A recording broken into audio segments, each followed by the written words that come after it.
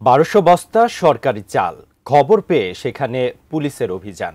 আর এমন ঘটনাকে কেন্দ্র করে সামাজিক যোগাযোগ মাধ্যমে ছড়িয়ে পড়েছে একটি ভিডিও, যেখানে অভিযুক্ত করা হয় অন্তর্বর্তী সরকারের একজন উপদেষ্টাকে।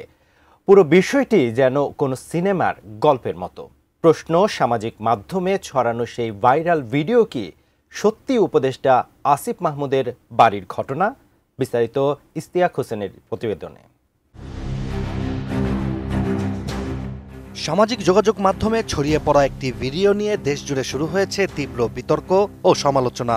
দাবি করা হচ্ছে স্থানীয় সরকার, পল্লী উন্নয়ন ও সমবায় মন্ত্রণালয়ের উপদেষ্টা এবং যুব ও ক্রীড়া মন্ত্রণালয়ের উপদেষ্টা আসিফ মাহমুদ সজীব ভুইয়ার বাড়ি থেকে উদ্ধার করা হয়েছে 1200 বস্তা সরকারি চাল। এছাড়া তার বাবা পুলিশকে ঘুষ দেওয়ারও চেষ্টা করেছেন।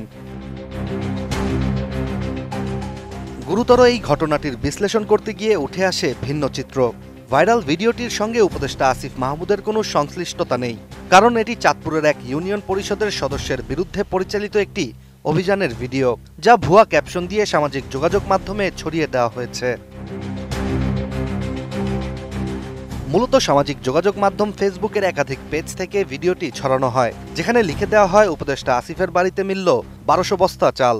ভিডিওটিতে পুলিশের উপস্থিতিও লক্ষ্য করা যায়। পরবর্তীতে বিগত সময়ে 1200 বস্তা চাল উদ্ধারের বিষয়ে গভীরভাবে অনুসন্ধান করলে দেশের একাধিক গণমাধ্যমেও পাওয়া যায় একই ভিডিও, তবে ঘটনা ভিন্ন।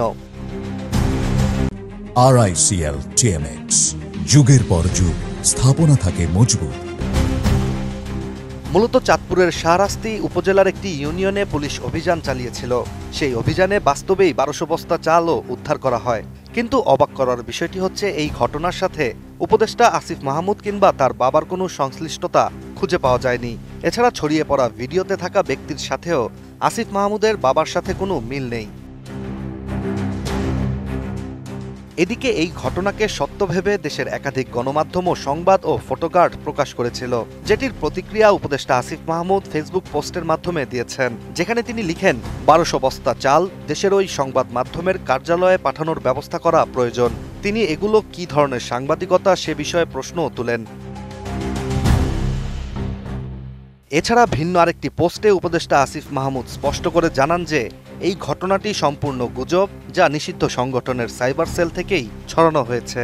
কোনো যাচাই বাছাই ছাড়াই তা ছড়িয়ে দেন কিছু রাজনৈতিক কর্মীরাও। তিনি আরও বলেন, ফ্যাসিবাদ বিরোধী লড়াইয়ের সঙ্গীরাও একই ফাঁদে পা দিচ্ছেন। সবশেষ এটাই প্রতিষ্ঠিত যে উপদেষ্টা আসিফ মাহমুদের বিরুদ্ধে ছড়ানো ভিডিওটি একেবারেই ভুয়া। এটি চাঁদপুরের শাহরাস্তি উপজেলার একটি স্থানীয় ঘটনায় ধারণ করা ভিডিও, যার সঙ্গে আসিফ মাহমুদ বা তার পরিবারের কোনো যোগসূত্র নেই। আর এই ঘটনায় একটি গুরুত্বপূর্ণ দিকও উঠে এসছে। সামাজিক যোগাযোগ মাধ্যমে কোনো তথ্য শেয়ার করার আগে তা যাচাই করা খুবই জরুরি, কারণ একটি ভুয়া ভিডিও বা ভুল তথ্য যে কাউকেই অহেতুক হয়রানি বা মানহানির মুখে ফেলতে পারে। Ishtiaq Hossain, ATN news.